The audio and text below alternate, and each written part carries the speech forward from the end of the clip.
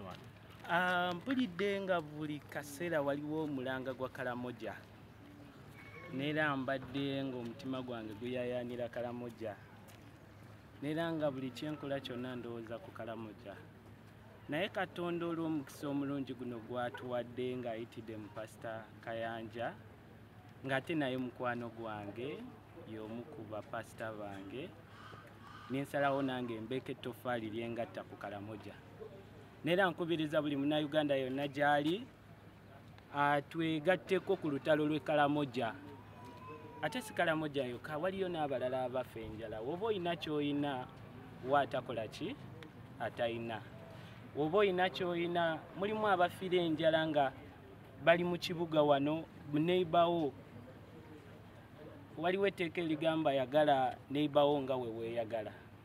So nkubiriza buli munnayuganda yenna, waliyo bannayuganda abalala abafa enjala, nammwe nga mbagamba twegatte ku lutalo olw'okujja enjala mu Karamoja.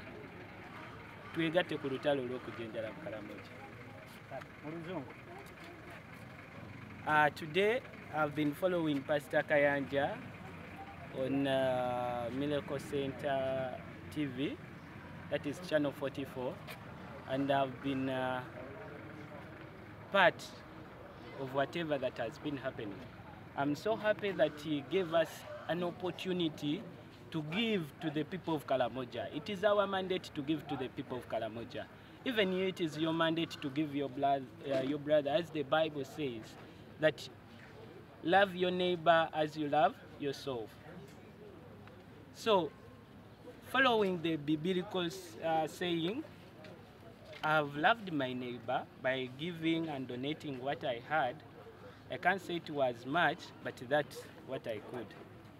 And I'm calling upon all Ugandans to help whoever they can, to donate to those who do not have. It's not only Karamoja, but even other people are also suffering in different areas where the drought has been so high. But we thank Pastor Robert Kayanja because he has helped the people of Karamoja through God's will. Thank you very much. Chenali badde gavumenti eriko nti bateekeyo essira nnyo ku bantu. Programs zonna kati ezikolebwa zife ku bantu. Abantu b'e Karamoja bokka si be bali obubi. Ab'omu Kampala obubi bwe balina nti ensawo zaabwe enkalu. So bangi nnyo abasula enjala, bangi nnyo abafiirwa ekyokulya kubanga ensawo zaabwe ki nkalu. So mbadde nsaba gavumenti ebeeko weenyigaanyigako ekendeze ku miwendo gy'amafuta n'emiwendo gy'ebintu ebirala byonna. Bwe kibanga kyetaagisa misolo kugisalako, tusaleko kubanga kati tuli mu mbeera ey'akazigizigi. Oba bateekewo price control oba price seal ku necessities. Ebintu ng'emmere babiteekeko price seal, babiteekeko price control so that abantu tebafa njala.